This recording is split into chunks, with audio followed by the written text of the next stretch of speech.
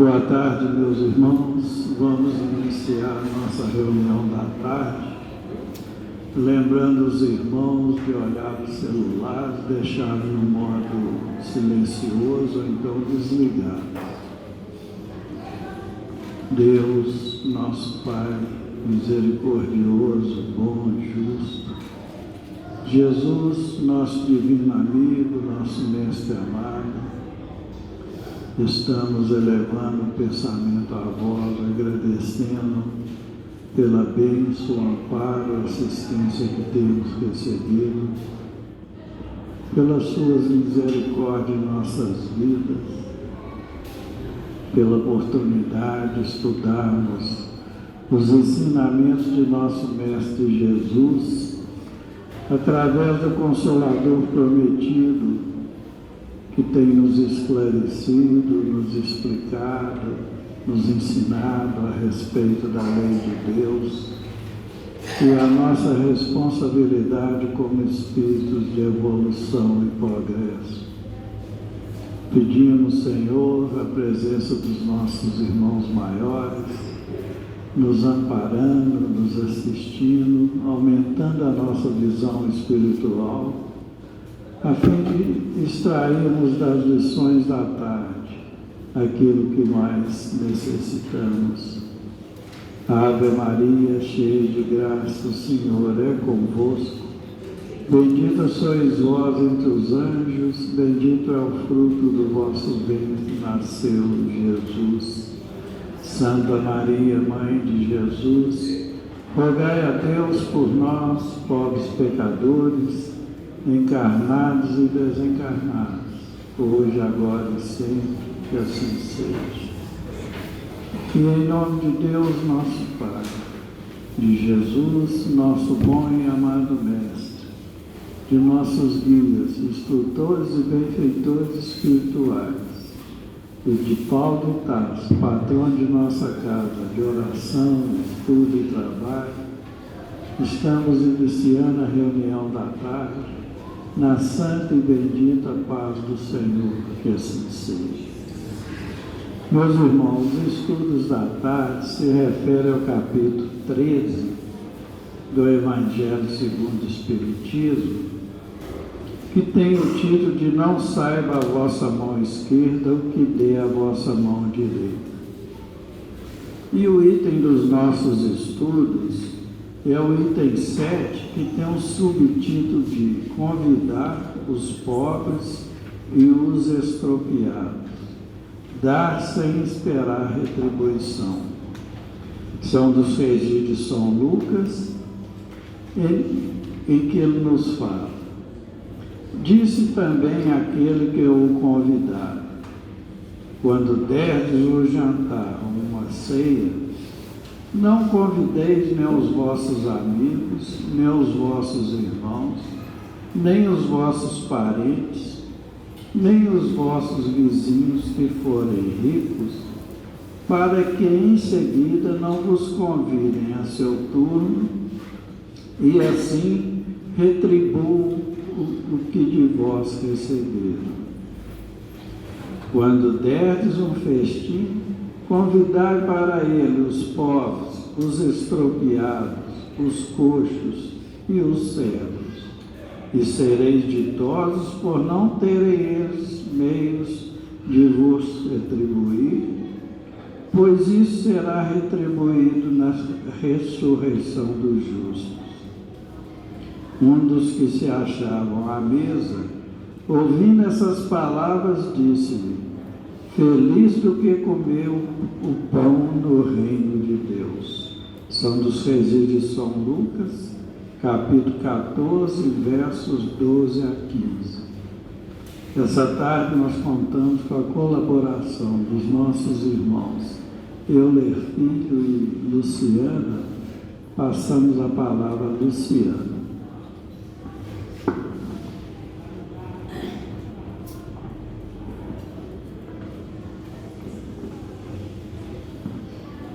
Meus amigos, que a paz, o amor de Jesus envolva todos nós, se estendendo aos nossos familiares e amigos, né, que não estão presentes nessa tarde tão abençoada e grandiosa, em que nós nos reunimos aqui para aprender um pouco mais dos ensinamentos do Cristo, né, esse alimento tão necessário ao nosso espírito.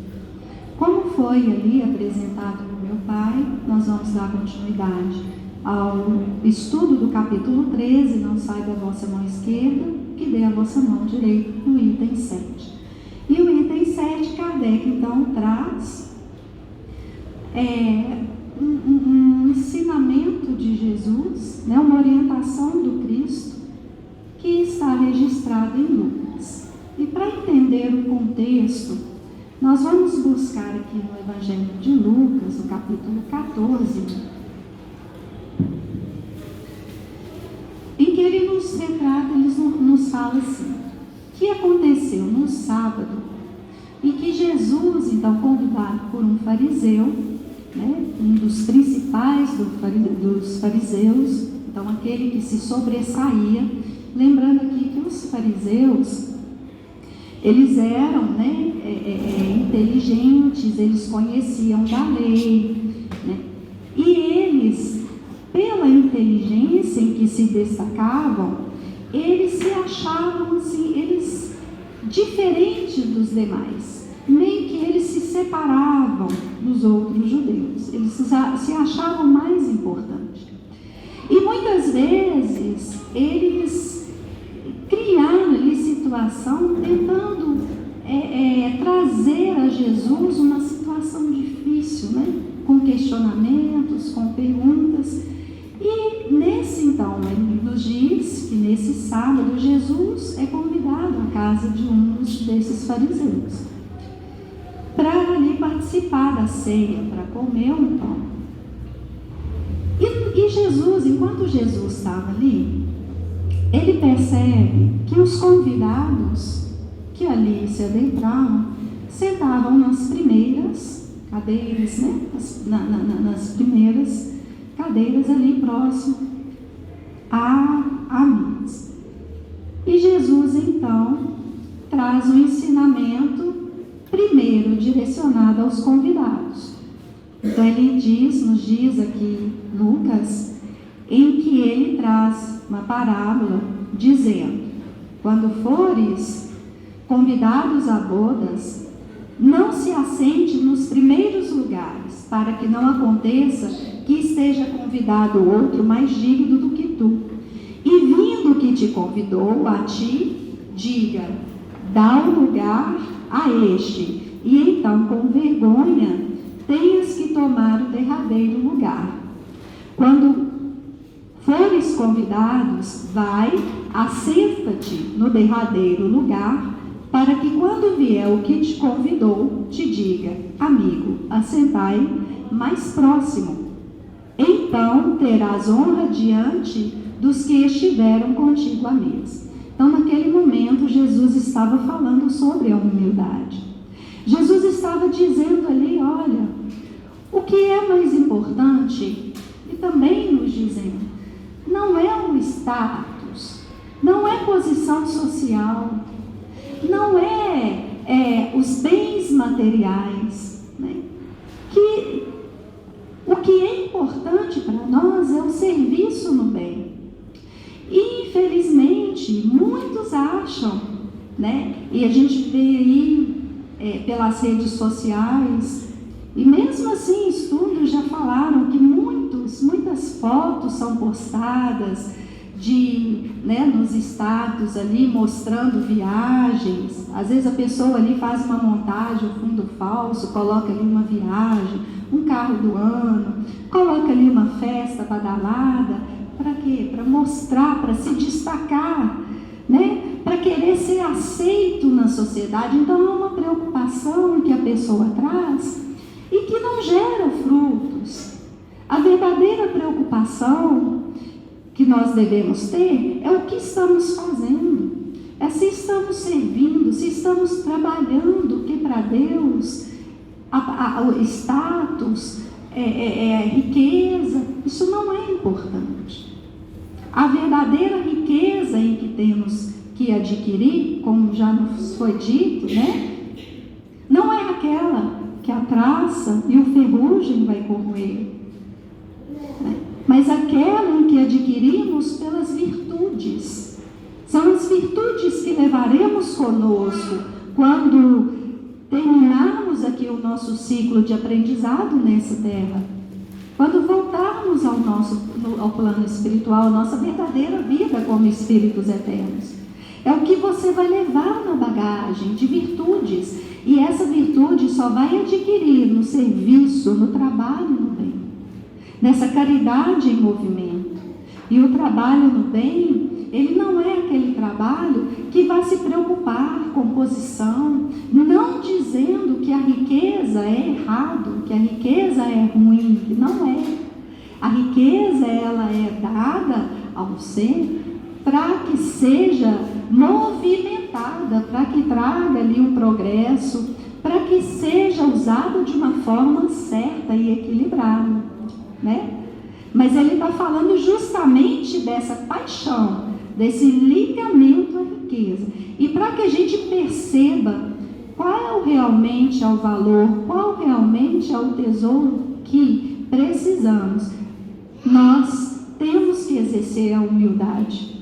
A humildade é que vai nos mostrar a nossa verdadeira condição, que vai nos mostrar a nossa condição como espíritos, essa oportunidade que temos hoje de estar aqui na Terra e o que devemos fazer.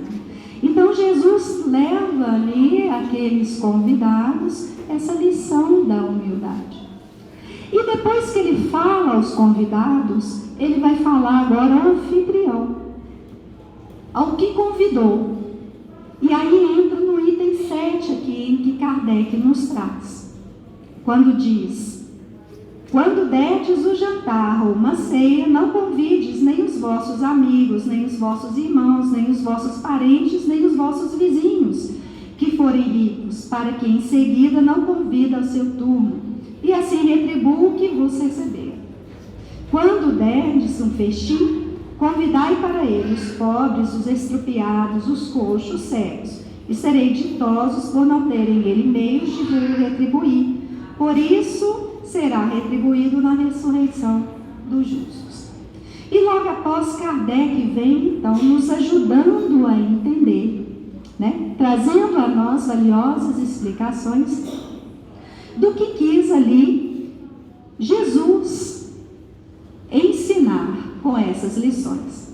Então ele vai nos dizer assim, ó: quando derdes um festim, disse Jesus, não convideis para eles vossos amigos, mas os pobres e estrupiados.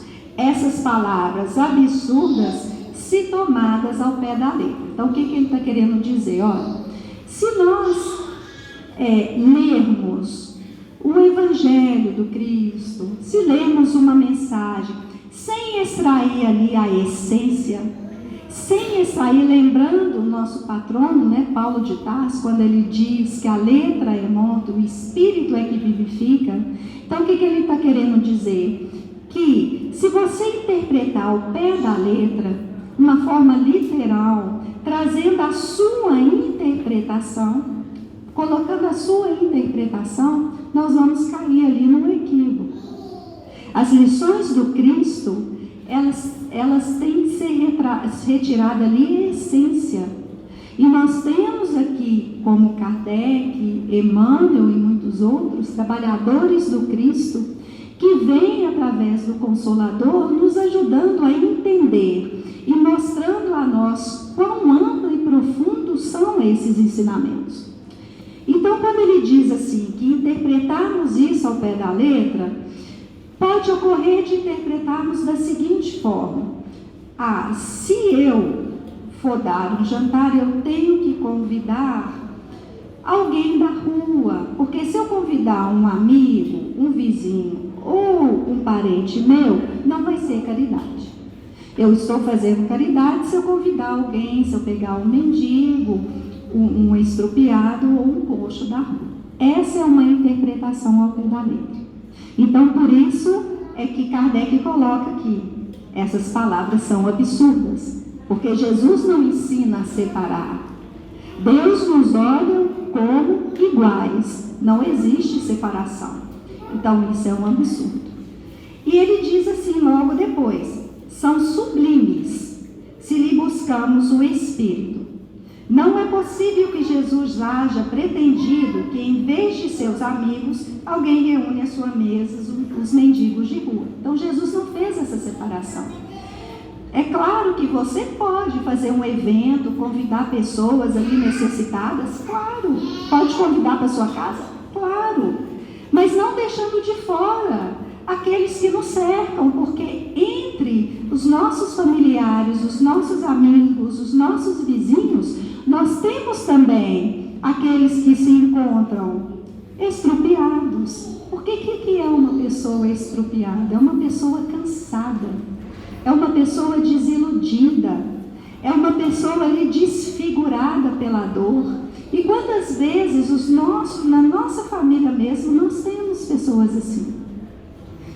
Entenderam? Ver como é importante retirarmos essa essência, sabermos realmente aprender, buscar Jesus nos ensinamentos. E aí Kardec continua a nos dizer: sua linguagem era quase sempre figurada, e para os homens incapazes de apanhar os delicados matizes do pensamento, precisava servir de imagens fortes, que produzissem um efeito de um colorido vivo. Então, mostrando ali que Jesus, ele falava na época muito por parábolas, como nós sabemos, pela interpretação ali, para ajudar na interpretação. Então, ele utilizava de imagens, como ele diz, mais fortes, ou seja, da vivência de cada um naquele tempo. Nós notamos que as parábolas do Cristo, ele traz muita questão da natureza. Ele fala muito sobre o plantio, sobre as sementes, sobre o preparar a terra, porque era o que se vivia na época. Era de onde tirava a sobrevivência, o sustento.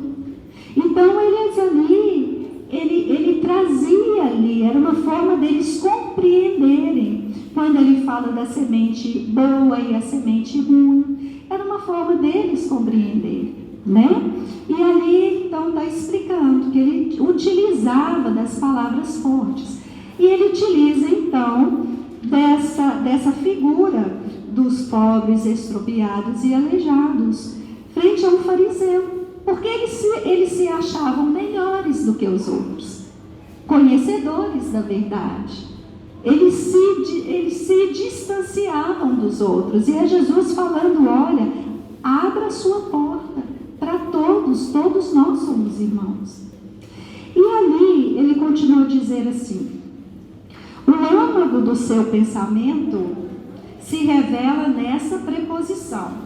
Então, a essência, a ideia principal do seu pensamento se revelava na seguinte afirmação: e sereis ditosos por não terem eles meios de vos retribuir. Quer dizer que não se deve fazer o bem tendo em vista uma retribuição, mas tão somente pelo prazer de praticar. Então, quando Jesus afirma, né, convidai aos pobres porque eles não terão um meio de retribuir, nos explicando que a caridade, a verdadeira caridade, ela não exige retribuição. Ela não exige que o outro veja o que você fez. Para quê? Para te colocar num pedestal? Para falar: nossa, aquele homem é tão bom, aquele homem, né? Esse tipo de pensamento, de sentimento, não vem da caridade verdadeira, porque isso é a vaidade falando. É o egoísmo falando. Isso aí é alimentar os vícios, né? E a verdadeira caridade, ela nos traz o quê? Ela nos traz as virtudes, né? E aí ele continua a dizer: por festins, deveis entender não os repassos propriamente ditos. Então, quando se fala em festim, ele já está abrindo aí, ele está aprofundando mais. A gente não pode pensar somente numa mesa farta, em alimentos, abundâncias em alimentos. Não. Aí ele diz assim: mas a participação na abundância que desfrutaram. E o que seria essa abundância? Os talentos que nós temos, os dons que nós temos. Então, se eu tenho um talento na cozinha, se eu sou um cozinheiro, por que não usar desse talento para trazer algo para o meu irmão, para servir? Se eu consigo fazer, se eu entendo de costura, se eu faço roupas, por que não usar o meu talento para ensinar e também promover ali a um irmão aquilo que necessita? E outra, se eu na minha caminhada passo por situações difíceis, aquelas situações que, como dizemos às vezes assim, nossa, fui no fundo do poço e penei para sair de lá, porque eu tive que rastejar, igual aqueles soldados, né? Em meio à guerra, porque não deixa de ser uma guerra, às vezes, as coisas que nos chegam, mas eu fui rastejando, fui de joelhos ali desconjuntados, machucados, consegui me erguer, me manter de pé e continuei a caminhar firme, consegui sair. E quando, em qualquer lugar que eu tiver, seja no meu trabalho, seja na minha casa, em qualquer lugar eu perceba que um irmão está passando pela mesma experiência dolorosa, por que não levar até ele o auxílio ali, mostrar, olha, meu irmão, se assim ele permitir, chegar para ele e falar, olha, eu tive essa experiência, não é fácil não, mas eu consegui driblar, aprendendo dessa forma, levando aquela lanterna, aquele pontinho de luz no meio das trevas, com a experiência que adquirimos. Essa é a abundância que você desfruta, a experiência, e você vai estar auxiliando o outro. Então, não tem como nós dizermos assim, eu não faço a caridade, porque eu não consigo, eu não tenho recursos, eu não estou preparado para isso. Nós estamos sim preparados, né? Basta a boa intenção, né? Emmanuel, ele nos traz uma mensagem que eu achei lindíssima, como é assim do toque de Emmanuel, né? Como um professor, que se chama Diariamente, está no livro Confia e Segue.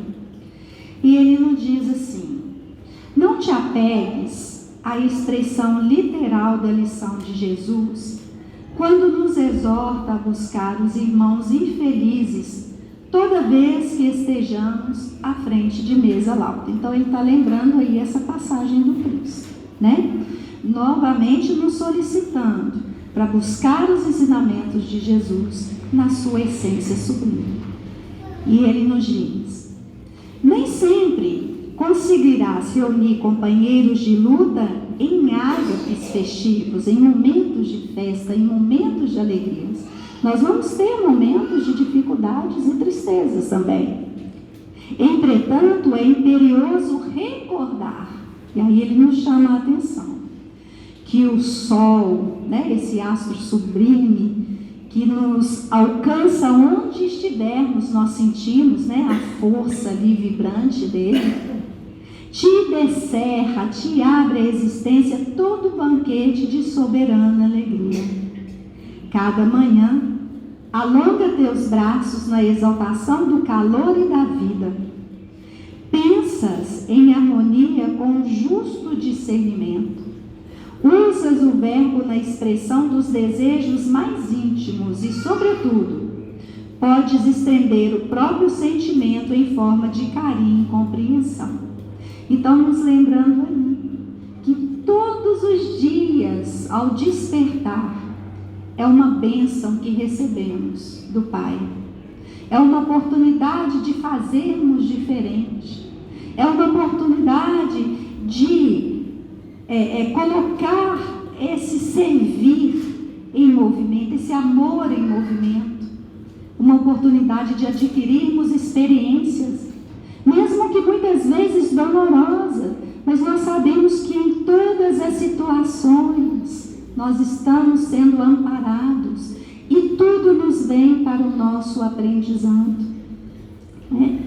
E ali ele diz, e quando nós já temos esse discernimento, isso nos ajuda a levantar, a olhar a vida como essa oportunidade, a nos ligar à espiritualidade maior por meio da prece, a buscar esse refúgio divino que é o Cristo.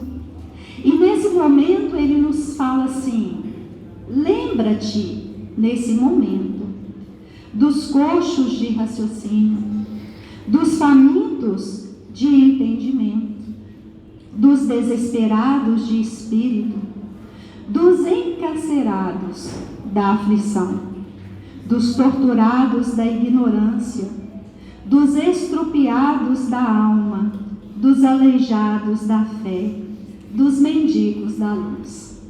Olha aí o que Jesus ensinou, né? Para que se convide para o nosso banquete, os estropiados. E ali naquele momento, né? Talvez aquele fariseu não entendeu muito bem, e hoje nós temos a graça de entender o que Cristo queria dizer, né? Que à nossa volta nos chegam pessoas nessa situação, e ali falando das dores da alma. Quantos aí estão presos na ilusão que trazem do mundo? Estão perdidos. E aí quando chegam essas situações de provas, muitas vezes, não sabem o que fazer, se desesperam. Hoje, no nosso tempo, quantos problemas de depressão, quantos suicídios, até mesmo com jovens e crianças, né? Olha aí, nós que já temos esse entendimento, que já temos esse auxílio, né? Está ali compartilhando, como diz aqui Kardec, né? Dessa abundância que temos, para levar ali a segurança, a calma, o alento àquele que ainda não percebe, que não consegue ainda sair dessas situações. E como Emmanuel coloca aqui para a gente, né? Torturados na ignorância, de almas cansadas. E ele diz assim: não te afaste deles, a pretexto de conservar a virtude, nem lhe recuses o lugar à mesa de teu amor. Então não ache que você afastando, que você vai estar assim adquirindo virtudes, não, porque a virtude se adquire com o serviço no bem, não tem outro meio. Não tem outro meio. Para se adquirir a virtude é o trabalho da caridade. É a nossa busca para trabalhar no bem, é a nossa preparação, é sermos ali trabalhadores na seara do Cristo, né? E ele diz, e olha que lindo que ele fala aqui, de uma forma tão assim tranquila a esses irmãos: são flores que o incêndio das paixões crestou, né? Queimou no solo da terra, antes que pudesse frutificar nos melhores sonhos. Olha que bonito que ele refere aos irmãos, né? São aqueles, nós todos fomos plantados nessa terra bendita, nesse jardim bendito. E nós temos como o nosso jardineiro divino, o nosso Cristo. E Ele nos traz todos os recursos que precisamos para crescer, para frutificar.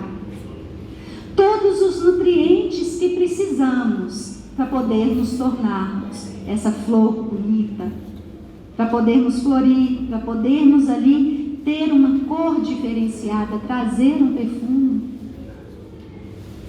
Cristo nos dá essa condição. Mas nós temos ainda nesse jardim, irmãos, que é o que ele diz, são essas flores que foram ali lançadas, envolvidas por essas ervas daninhas, e essas ervas são o que? São as paixões que nós mesmos trazemos, as dificuldades que nós mesmos trazemos, e não conseguem então buscar desse nutriente divino, força para florir, para se reerguer, e acabam murchando, queimadas no solo da terra. Então é dessa forma que Emmanuel nos convida a ver esses irmãos. E ele continua a nos dizer: harpas quebradas no caminho do mundo, antes que mãos benevolentes e sábias dela conseguisse arrancar a melodia de eterna beleza. Mais do que teus afins, espero-te o concurso para que se refaça ante as bênçãos do céu. Levanta-te ao lume do alvorecer, ofertando aos menos felizes o repasto de tuas próprias consolações. E quando o crepúsculo te venha cerrar os olhos, adormecerás, exultante de paz, nos braços invisíveis do amigo eterno, que transformou a própria cruz num sólido de esperança e perdão, para alcançar-se em suprema vitória o coração das estrelas. Lembrando aí Jesus. E quando ele nos traz aqui a questão do crepúsculo, esse crepúsculo, nós podemos entender no nosso momento em que nós chegamos, que vamos deitar, né? Colocamos a cabeça ali no travesseiro, como é bom a gente analisar, né? Fazer aquela varredura no nosso dia e falar: poxa, eu tenho que mudar essa atitude. Nossa, eu venci isso. Eu consegui vencer essa dificuldade minha. Eu consegui trazer uma alegria, um bem a alguém. É tão gratificante isso, quando a gente chega no final do dia e vai descansar com essa sensação de ter feito bem, né? De ter feito serviço ali, o que nos é devido como cristãos. Como também nos dizer aí desse crepúsculo, o nosso encerrado, a nossa experiência aqui na terra, levando conosco as virtudes de que adquirimos no nosso trabalho no bem, e sermos recebidos com equilíbrio, com tranquilidade, com amor no plano espiritual, por aqueles, né, que nos amam e que eu tenho certeza que estão ali sempre torcendo e nos auxiliando na nossa jornada, nas nossas experiências aqui da terra. Bom, meus irmãos, que Jesus nos abençoe, né? Nos dê sempre força e coragem, e que possamos sempre lembrar que não estamos sozinhos.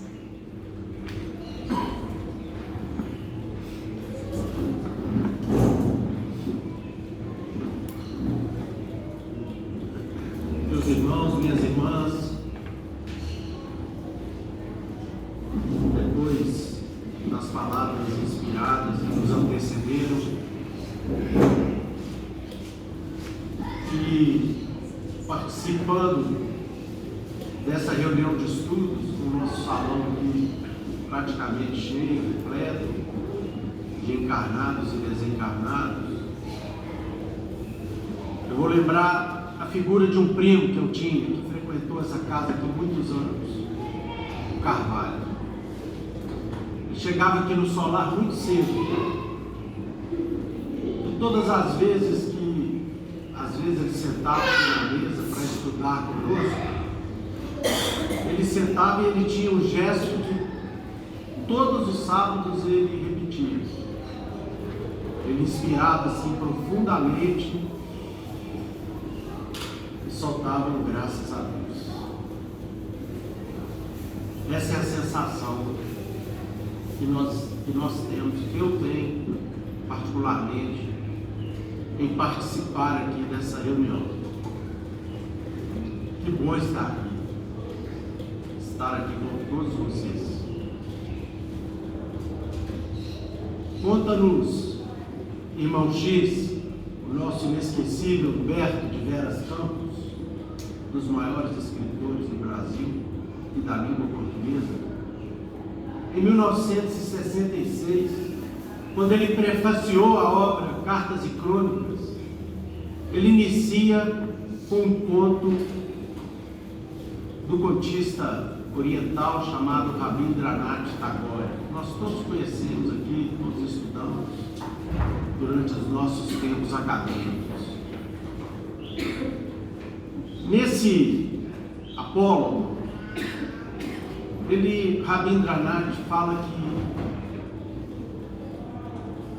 um cultivador, um lavrador, ao voltar para sua casa depois de um longo e afanoso dia de trabalho, com seu alforje repleto do trigo que ele colheu no campo para sua própria alimentação, ao divisar no final de uma estrada estreita que levava até a sua choupana, ele viu uma grande carruagem de luz.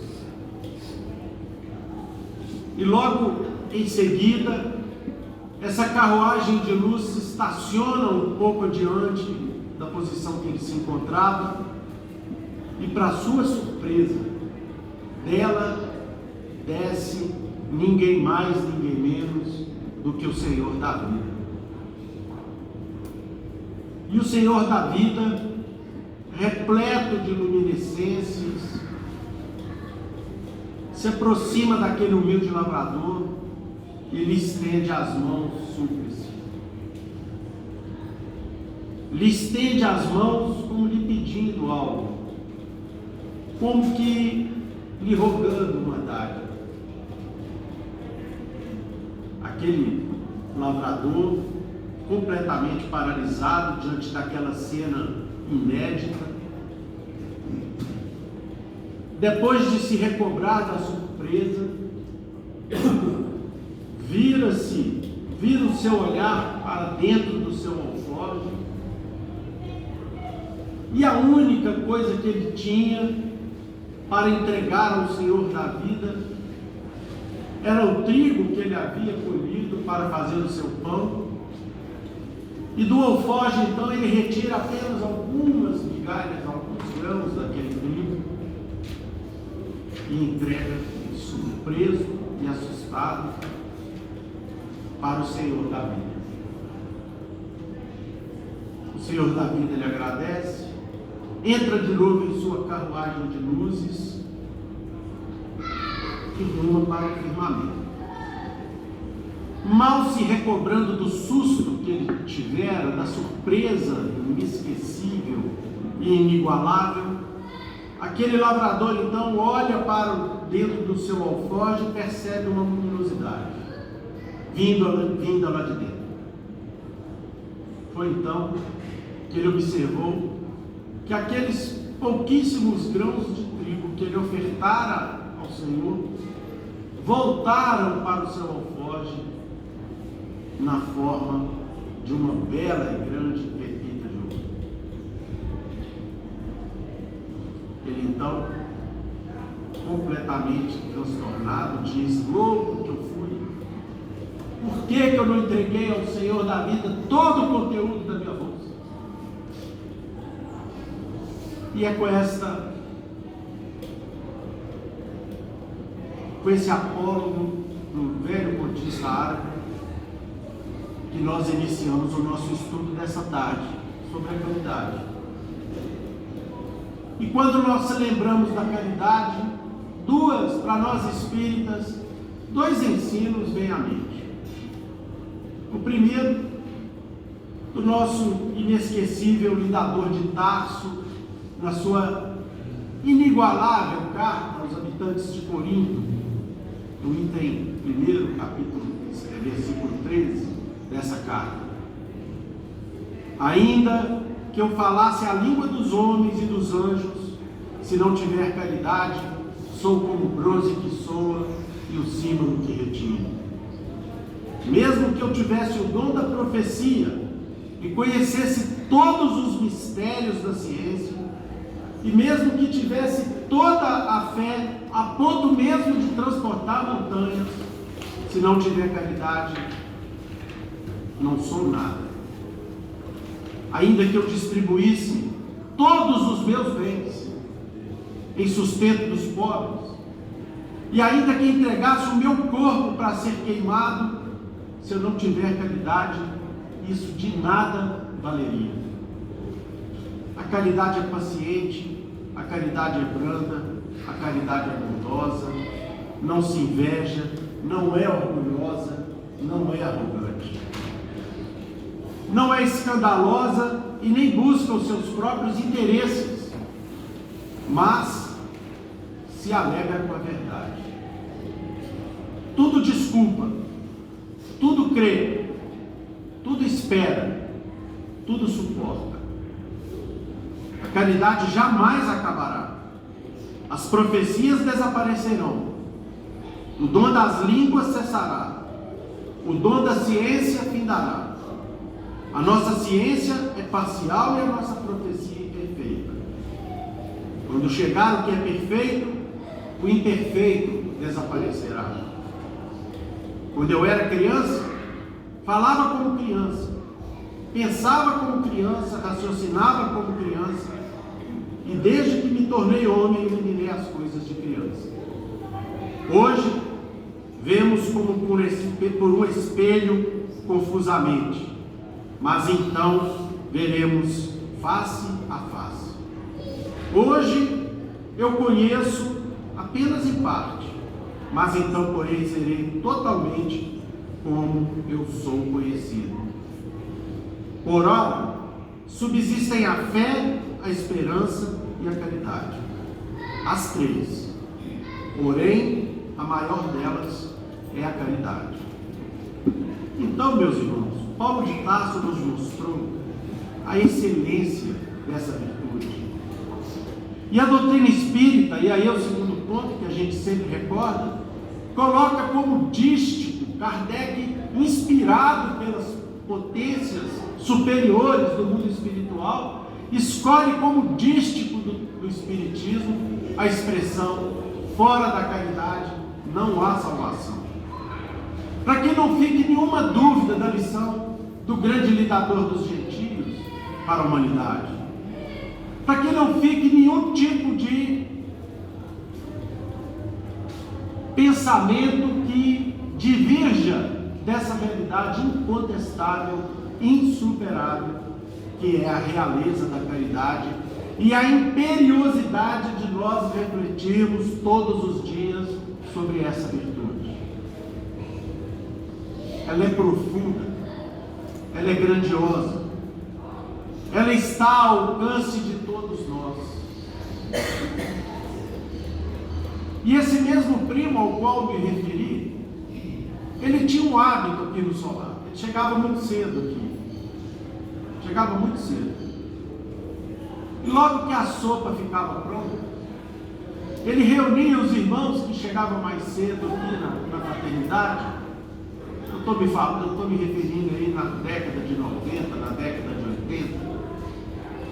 E ele chamava os irmãos que aqui chegavam mais cedo em busca da sopa, muitas vezes como o único alimento do dia, reunia todos eles numa mesa e tomava a sopa com eles. E às vezes ele se referia a mim. Talvez o único ensinamento do Cristo que eu pratico é de reunir os pobres, os necessitados, os estropiados em torno da mesa aqui do solar. E aí, a doutrina espírita também nos explica que pobres, estropiados e necessitados somos todos nós. Todos nós. A questão socioeconômica é apenas um detalhe que, com a evolução do mundo, a evolução das redes de proteção sociais, com a evolução da intelectualidade, descobrindo novas formas de produzir de maneira mais barata e mais abundante, com o convencimento de todos nós que só com trabalho honesto é que nós poderemos singrar os caminhos e os mares revoltos da vida, a fome haverá de desaparecer como chaga moral que evidencia o egoísmo que ainda existe à comedida em nossos corações. Mas a chaga decorrente dos nossos equívocos, decorrente dos nossos erros, dos nossos enganos e tropeços, essas ainda ficam. E às vezes é preciso que nós sejamos convidados para estarmos aqui em torno dessa mesa, participando deste banquete espiritual realizado aqui na terra. Porque os nossos amigos espirituais, meus irmãos, minhas irmãs, estão aqui conosco nesse momento, não apenas nos inspirando para que não deturpemos as palavras evangélicas, mas também para ajudar na nossa compreensão, a fim de que nós compreendamos na sua singularidade e na sua profundidade esses ensinamentos,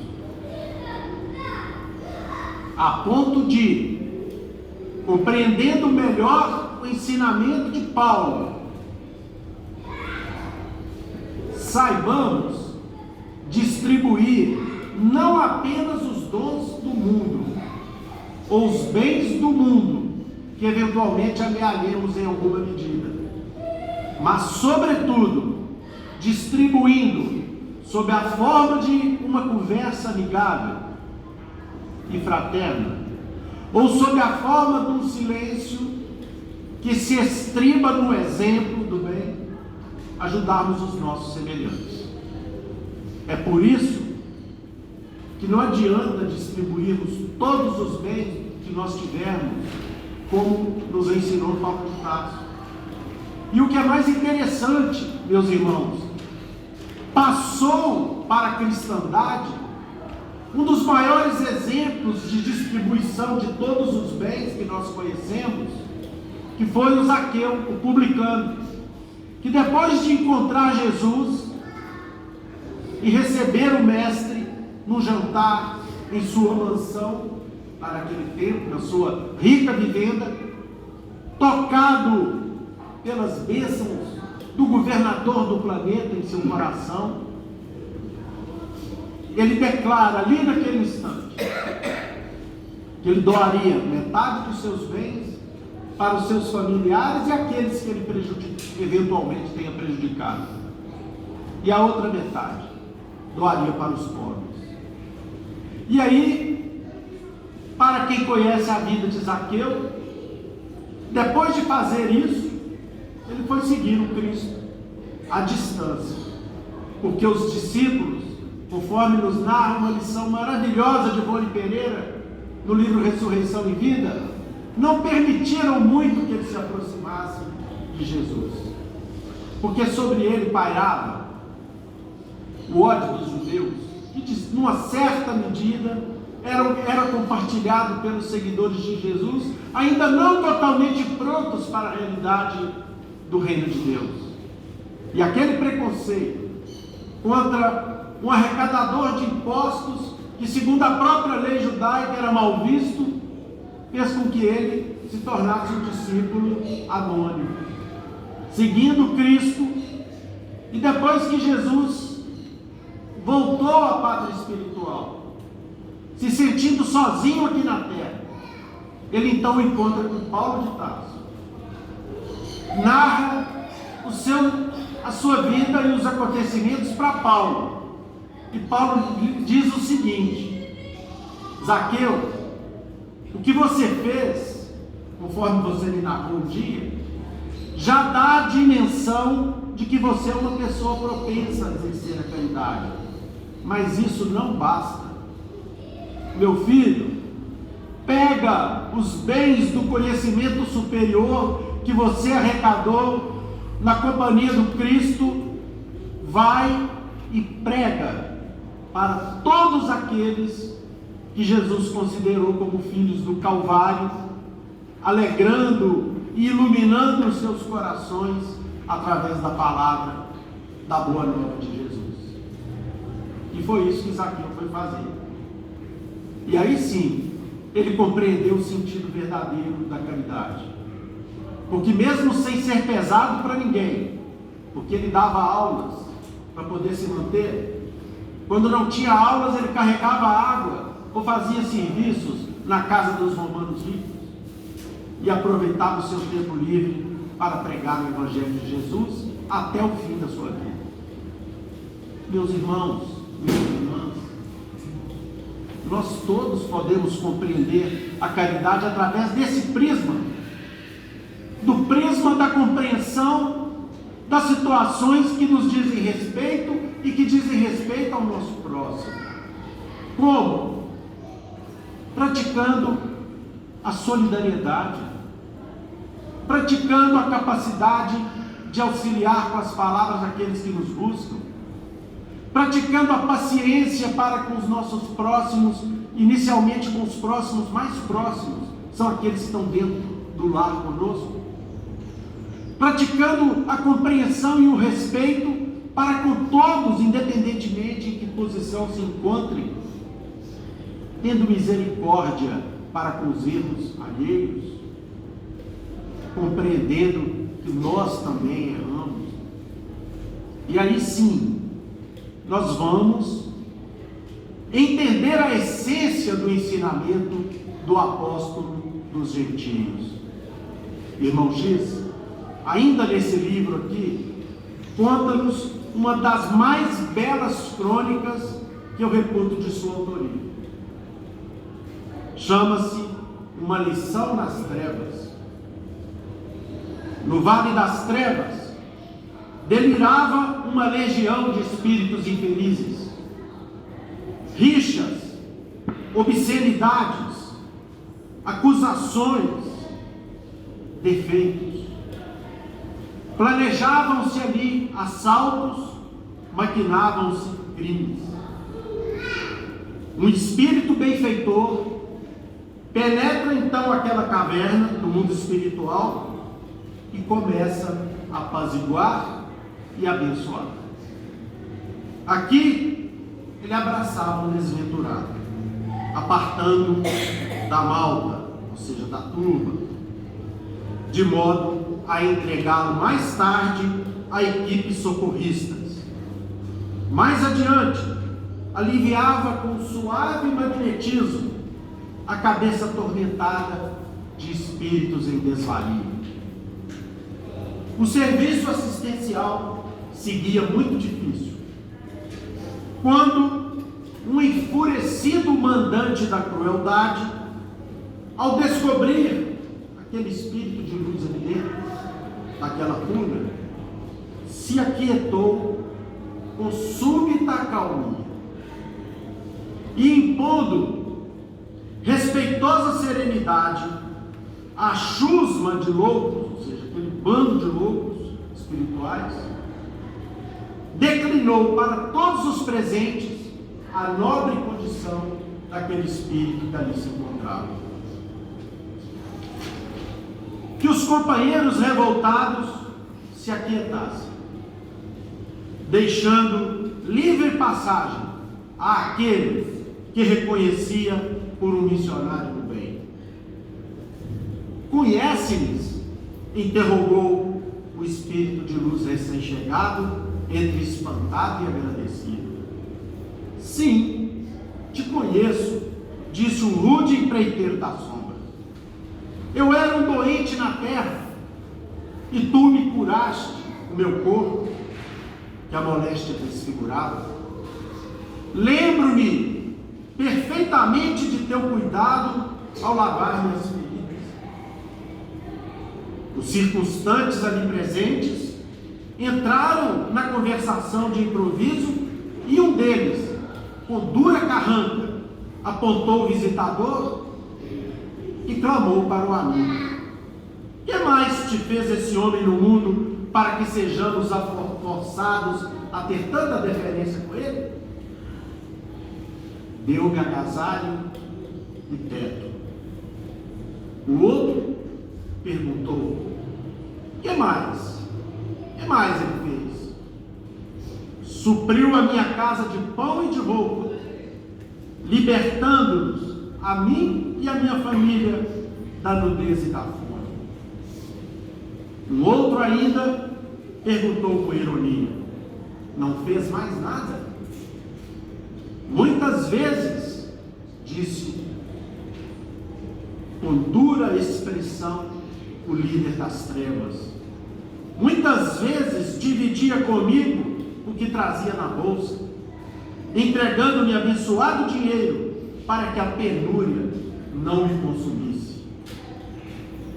Estabelecido o silêncio, o espírito benfeitor, encorajado pelo que ele ouvia, indagou com humildade: meu irmão, nada fiz senão cumprir o dever que a fraternidade me inclui. Entretanto, se te mostras tão generoso para comigo em tuas manifestações de reconhecimento e de amor, que reconheço não merecer, por que te entregas assim à obsessão e à delinquência? Interpelado, pareceu sensibilizar-se, balançou tristemente a cabeça e explicou: em verdade, és bom e amparaste-me a vida, mas não me ensinaste a viver. Espíritas, conclui Humberto de Campos, nosso querido irmão X.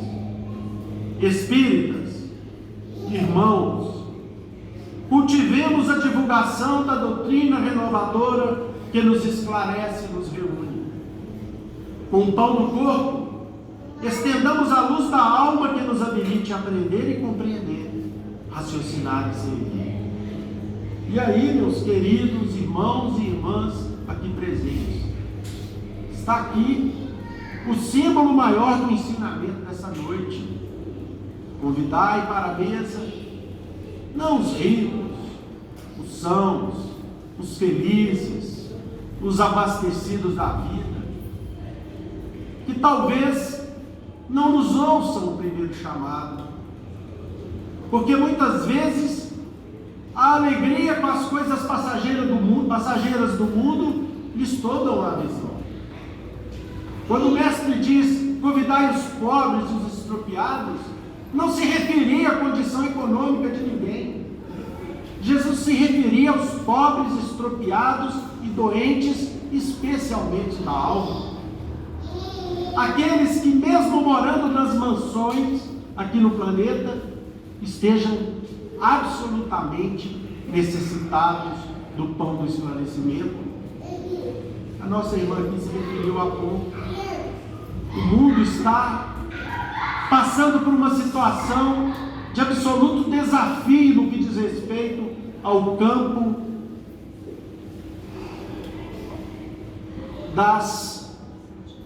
dos sentimentos, no campo das vibrações do pensamento, que alteram os sentimentos.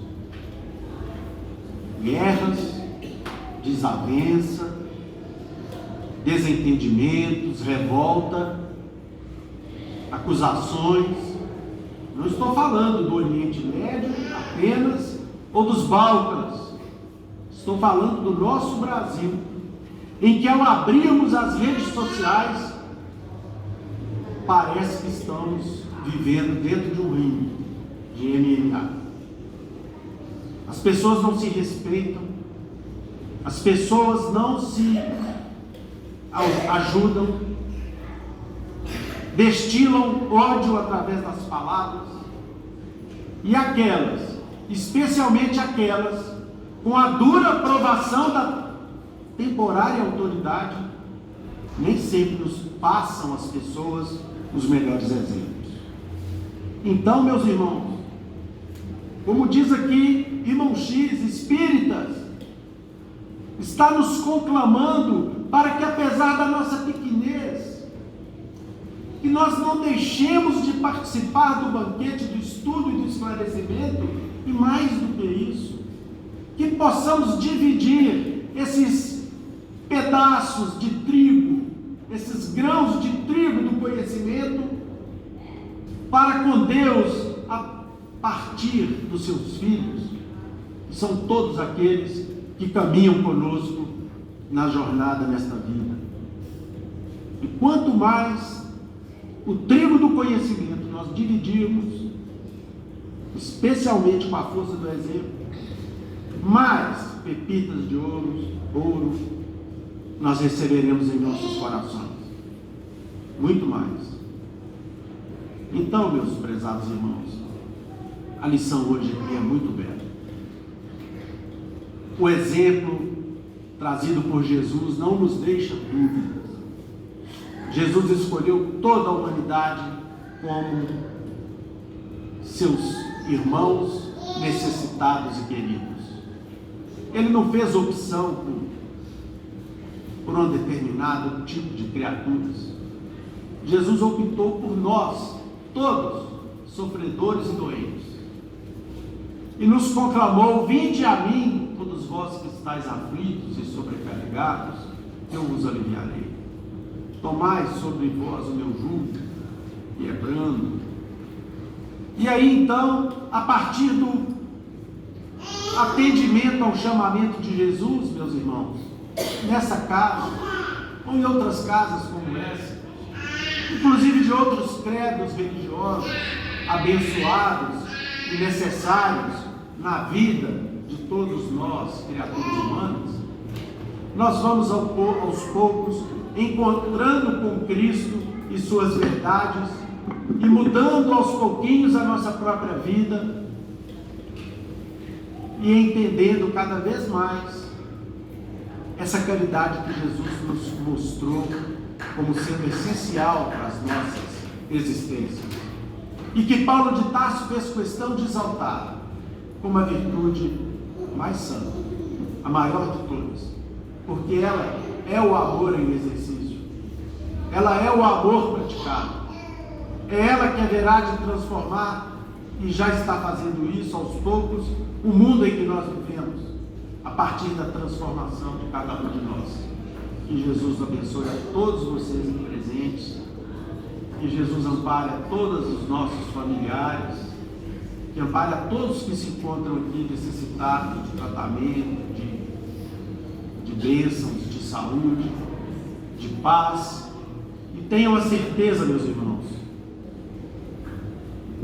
que as nossas reuniões, com a presença do Cristo aqui entre nós, em especial na figura dos seus enviados, que sustentam o amor aqui nessa casa, nós haveremos de transcorrer a nossa jornada aqui na terra, mesmo enfrentando todas as dificuldades que são próprias aos nossos caminhos, porque ainda somos criaturas imperfeitas, mas nós haveremos de, com essas companhias abençoadas que aqui estão, sermos cada vez mais inspirados a buscar na boa nova de Jesus a única, absolutamente a única forma de nós podermos encontrar aos pouquinhos a felicidade que tanto almejamos.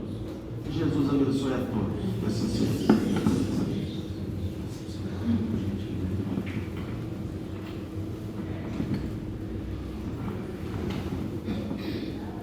Meus irmãos, terminados os comentários da tarde, vamos agradecer a Deus, a Jesus, esses momentos de paz, de reflexão, de esclarecimentos que aqui recebemos. Pedimos ao nosso irmão Leal que nos faça a prece.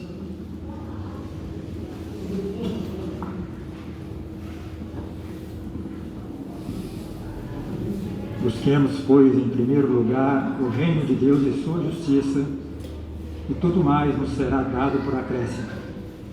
Pai nosso que estais nos céus, santificado seja o teu nome. Venha a nós o teu reino e seja feita a tua vontade, assim na terra como nos céus. O pão nosso de cada dia dai-nos hoje, Senhor. Perdoai as nossas dívidas, assim como perdoarmos os nossos devedores.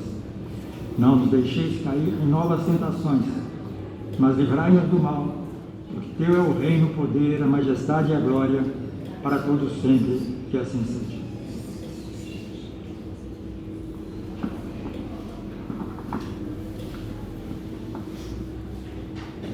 E com essa prece nós estamos encerrando a reunião evangélica da tarde, na santa e bendita paz do Senhor, que assim seja. Os irmãos forem receber o passe, pedimos que formem aquilo. Vai ter ficha para médico, quem for receber a ficha, Permaneça sentado.